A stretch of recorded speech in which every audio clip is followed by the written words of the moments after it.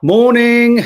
It's really weird. What we do here is we do a countdown so that everyone knows they're live. And whenever I say, the reason I say it 4 times to these two is when, no, hang on. No, it's not about noise. It's when I say we're live, then you go into the loudest whisper. Hang on.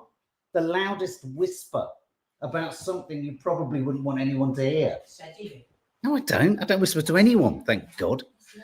Morning, everyone. Welcome if you're listening on podcast. Welcome to the morning papers, the Saturday papers. Welcome to the Saturday papers. Yeah, Trump's in the papers. Not a lot, though. Not a lot. I think he had his flurry of activity and he's sort of, I don't know, pausing for breath or some such thing. How is everyone? Is it cold where you're? It's bloody freezing here today. It was like 2 degrees at like 8 o'clock, 7 o'clock this morning. How is everyone? Anyone affected by storm? How do you pronounce it? Eowyn? Is it? Is it Storm Eowyn? Eowyn? Storm Eowyn? 4.5 million people sent emergency messages, alerts.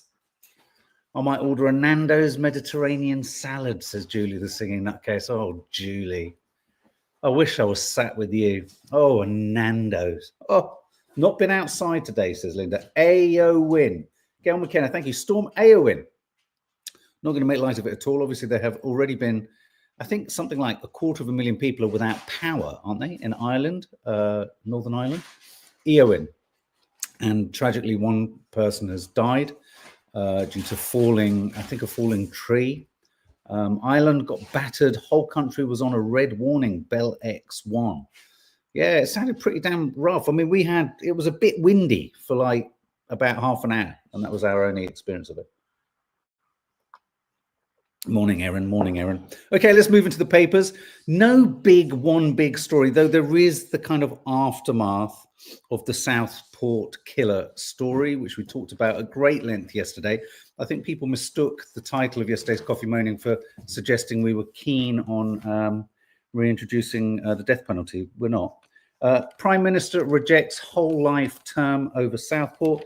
I just wanted to unpack this because he hasn't. I mean, the PM hasn't. The United Nations has a set of rules, and we may like them, we may not like them. We did discuss yesterday the idea that, isn't it odd that, you know, just 8 days between so-called infancy and adulthood is the difference between the length of his sentence. But the Telegraph seeking to get political clout from it. And, you know, we're not fans of Starmer at all, but laying this just at the feet of the PM is a bit of a stretch. Starmer, their subtitle says, Starmer hiding behind the United Nations despite pressure from peers and victims' families. It's curious, isn't it, the United Nations, how basically nations pick and choose the bits they want to listen to and don't, like Israel, for example. I saw a film yesterday, The Brutalist, and, you know, it talks at one point about the creation of Israel, given how let's just pause for a moment about listening to or not listening to the United Nations. Israel has completely ignored every single recommendation from the UN over Gaza and the West Bank since whenever. But if it wasn't for the United Nations, there wouldn't be Israel. Isn't that curious? It was the United Nations that created Israel. It's weird biting the hand that feeds you. Moving on, but, you know, so the PM, the idea that the PM is involved with this is a bit of a stretch. This is in the Sun, all the tabloids leading with his life will be hell, he'll be target number 1. This is the idea that, you know, in prison, anyone who kills, you know, there's a kind of hierarchy of crime that you will then be punished for secondarily, if you like, by other inmates. And crimes against children is is right up there. You can probably see on the top right, Irfan Sharif killed his 10-year-old daughter, Sarah Sharif, and he was attacked, wasn't he, in prison. So the rumor is that this guy who went down yesterday or the day before is going to be in 23 hours solitary confinement because they can't guarantee his protection. So imagine that, 52 years. I think that's a punishment. That's a punishment. I think a punishment is something that lasts. I think going back to our conversation yesterday, I think the death penalty just breeds vengeance, right? So that's still rumbling in the papers. The Eye also talking about Southport killer will be target number 1, says some senior prison officials. Sorry, how do you pronounce it? Eowyn. 240,000 homes and businesses left without power in Northern Ireland alone. Lots of trees. Look at that. But I'd like this image of that dog in Blackpool. I thought that was almost AI. I mean, look at that. His hair is being blown off his head. But this is the news that violent storm Eowyn, someone please tell me how to say it again, ripped the roofs off buildings, overturned lorries, caravans in Cornwall was spun round. Here's an image of what looks like essentially a hurricane over there, over the top of Northern Ireland. That's Porthcawl, Eowyn, Porthcawl in Wales on the top right. I have to confess, whilst the photograph of the car with the bricks on it is a good one for picture editors, I do wonder if some of those bricks were sort of rather neatly placed back there. Struggling with a brolly in rain in the capital, London. That's just an ordinary day crossing the Thames. Glasgow, massive trampoline across the wall. But look at that, down at the bottom in Edinburgh. Can you see that? The side of a house has come down. End of a terrace. Wow. And so we've got some other images here. Chaos and destruction as Britain battered by hurricane force winds. Google says Eowyn. I just want to throw this out there. My Brutalist review is landing later. They used AI for Felicity Jones's and Adrian Brody's full vowel Hungarian accents. Don't know how I feel about that. 4 hostages are being released back to Israel today. But in other news, Israel says its forces will stay after death. The reason I wanted to pull this story landed a couple of days ago. Well, landed. This story was a couple of days ago. And it just struck me as interesting once again. The Lebanese prime minister said, move out of our territory by this time. And then Netanyahu just went, no. I mean, ceasefires, none of these agreements or ceasefires are worth the paper that they're written on. It's just ridiculous. But yeah, Netanyahu, just wait. You just we're in a pause. Once Netanyahu feels he's got enough hostages to placate the families and the population and some of those who feel that he hasn't done enough, you watch the war will start again. Moving on to Donald Trump. Putin says there would be no war in Ukraine if Trump had been president. And he even claims that the Kremlin is ready for discussions on Ukraine. Oh, that's because Trump says Putin is a good man. I'd like to have a chat with Putin. If I'd had a chat, we wouldn't have a war. Yeah, Felicity Jones did get an Oscar nod. We'll talk about that, Reese. I've got some strong opinions on the film. So yeah, Putin seems to like the fact that Trump's in power. Trump just likes dictators because here he is. Trump to reach out to smart guy Kim. I don't know. Is Kim Jong-un a smart guy? I don't know. I don't know if anyone who can be that excited by a missile just standing is that smart. Is he that smart, or is this just a charm offensive? I mean, Trump doesn't charm anyone, does he? He doesn't. Yeah. So basically, world peace is achievable by complimenting all the world's dictators and saying you're smart, you're lovely, you're great, we really like you. Try and stop the awful wars, please. Now this, what's my computer doing? It's just verifying something. Just one sec. Putin is the school bully who, is a school bully who gets away with stuff with the substitute teacher is in for the day, Biden being the sub teacher. Yeah, did you like my analogy the other day of Netanyahu, the bully in the playground? Basically makes everyone hate him and then goes to miss and says, miss, no one's talking to me. It's because you're a nasty piece of work, that's why. This headline is quite shocking. J.D. Vance. Listen to this, Nads. J.D. Vance says, go make babies for America. Vance tells anti-abortion rally. I can't believe this. J.D. Vance declared he wants more babies in the US of A in an address to a major pro-life rally.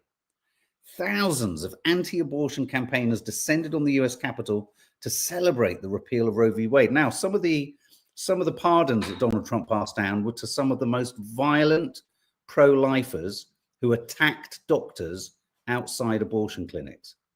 So, you know, all these people being released, it sends a huge message to all those who are, you know, extremist in their American beliefs, if you like. In his first public appearance as being sworn in, he said, "I want more babies in the United States of America. I want more happy American children in our country. And I want beautiful young men and women who are eager to welcome them into the world and eager to raise them.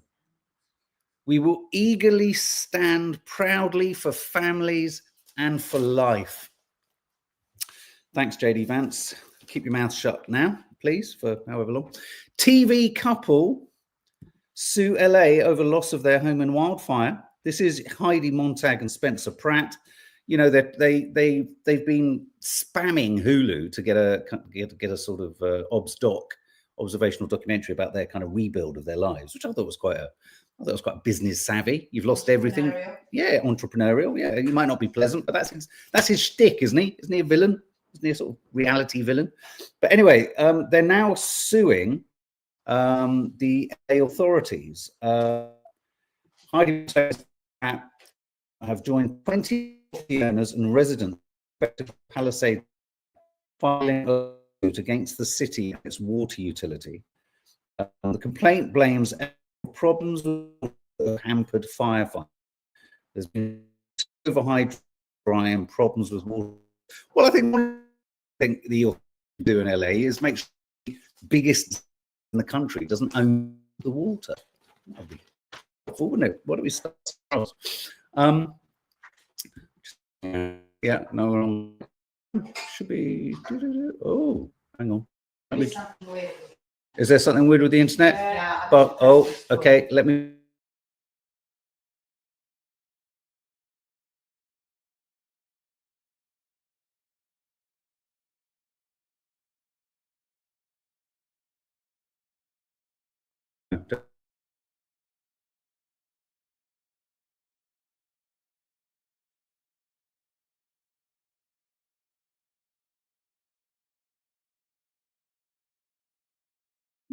It might come back. How's that? Oh dear, not sounding good. Is that better? Is that better? I've just done a refresh.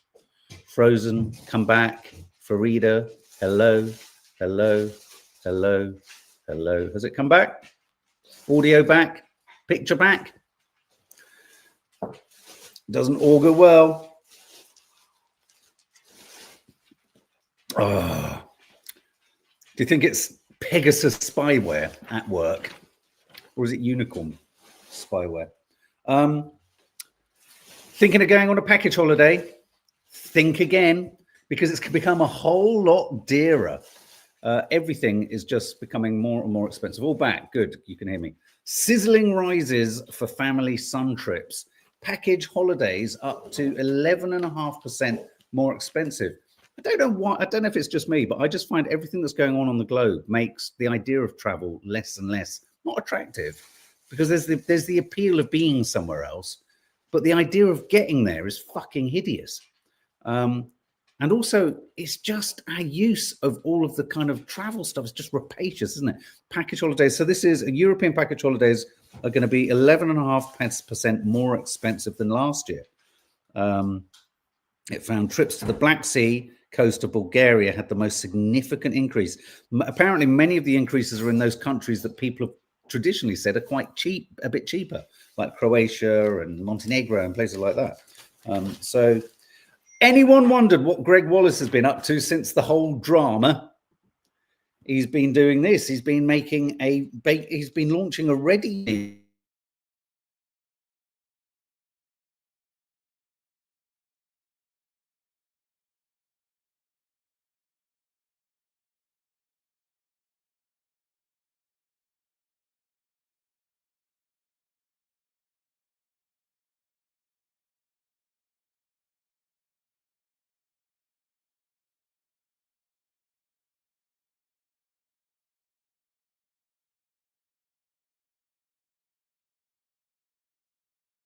Oh, don't say we've gone again. Frozen again. Oh, hang on one second. I'm just going to have to rejig this. So you're going to lose me for a sec.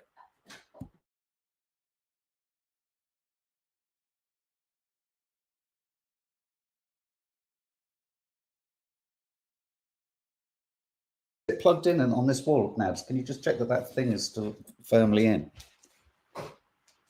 Yeah. Yeah. Hello. Where's Mark? Good question. Is that back? Madonna's singing. Frozen. Madonna's singing. Back. Vicky Pattison, reality star, is defended after her documentary is dubbed PR stunt. Vicky Pattison is said to be gutted about the backlash.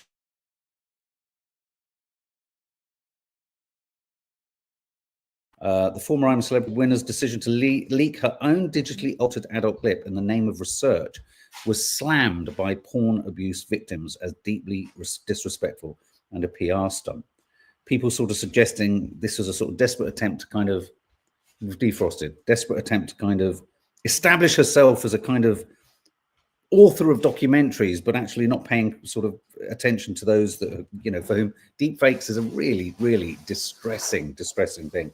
Speaking about using her own image online, Vicky said it was a decision she'd wrestled with and discussed at length with experts. She'd hoped the documentary would help victims better understand how content spreads and learn more about how to get it taken down.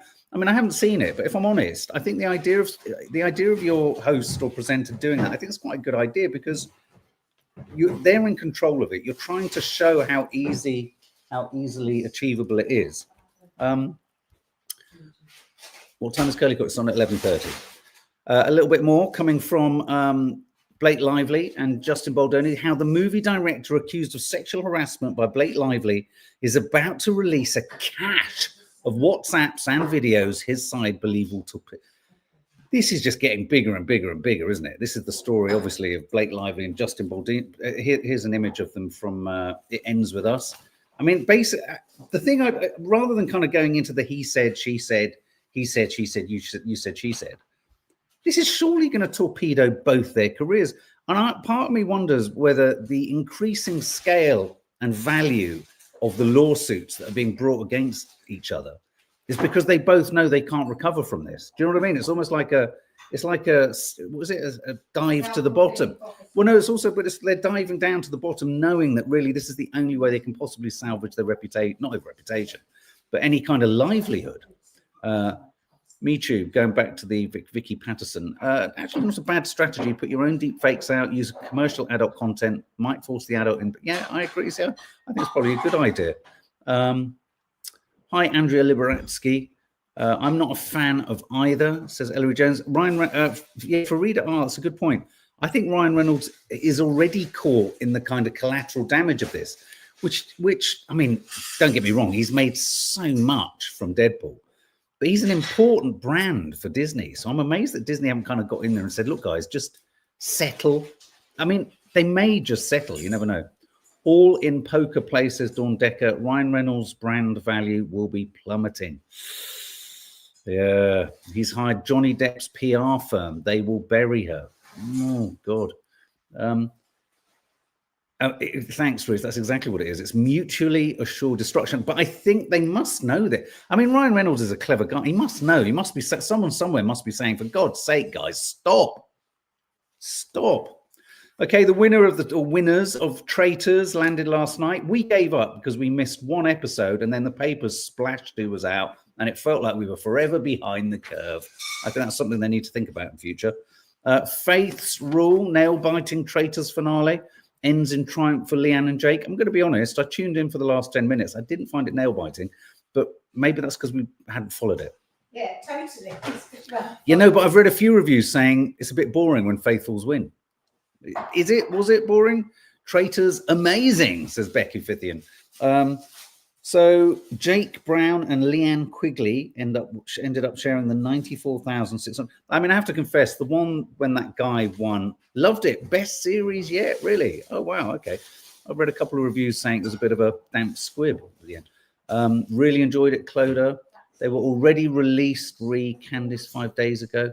They had a new seer, which was interesting. Oh, good. You see, I was really into kind of watching it. But as I say, we missed one day, and then in this kind of streaming culture, all of the spoilers happened. Reese, looking forward to second episode of Severance today. Anyone fancy going to the theatre? Is this a rip-off theatre? Ticket I see before me.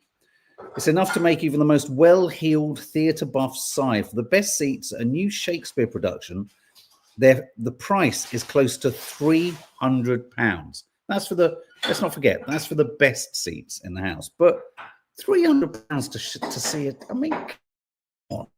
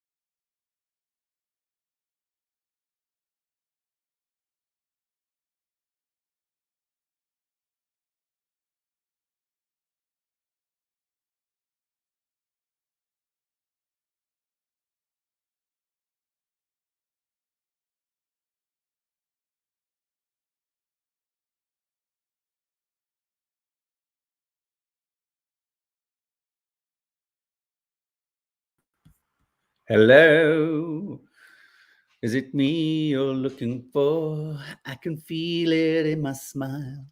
I can feel it in my eyes. I've done that one. We're on that one. Back. Don't know how long we'll hold because I've had to pivot over to BT. We're on rip-off tickets, weren't we? Is this rip-off? Here we go. Cabaret, top price, 300 quid. Much Ado About Nothing, 285 quid. The Tempest with Sigourney Weaver, which apparently was diabolically bad, 150. I mean, I always maintain that when you've paid that sort of money, you're hard-pressed to come out of the theatre and say, that wasn't very good. Do you know what I mean? You're not going to spend, say you've got £300 tickets and you're taking 4 of you. That's 1,200 quid. And imagine it's not very good. I don't think you're probably going to find whatever you. God, I really liked the lay of the carpet in the scenery. It was beautiful. It was so good. You're going to find something in it that's going to have made your expenditure worthwhile. Let me just pull up the other. Oh no, oh, God, sorry. This is because we. Human-sized dog beds are the best place for a cat nap, says Gen Z. And that's why theatre is more of a gamble than the cinema, and they wonder why people don't go to the theatre. Exactly, Reese. Totally agree. It's a huge gamble. It's a huge... I mean, imagine paying that amount of money, and actually it's just not even very... They don't even bake into the idea that it's not very good. I like this. Keeping your dog from treading muddy paws all over your bed is tricky, but the tables may be turning as animals face a new issue. Lidl is selling £70 Gen Z curl up inside a giant dog bed with your dog. Oh, I should have pulled a photo, but it's too tiny. Very sweet. Apparently it's really good for your mental health. The dogs love it. You smell a bit and you might get fleas, but hey. There's another story here where the headline was too spiritual Gen Z less likely to be atheists than parents. Oh, this is a curious one.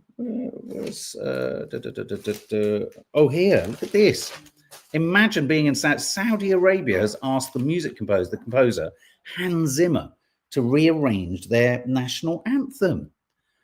Oh my God, they could have the coolest, most sort of inspiring but emotional soundtracks or anthems, couldn't they?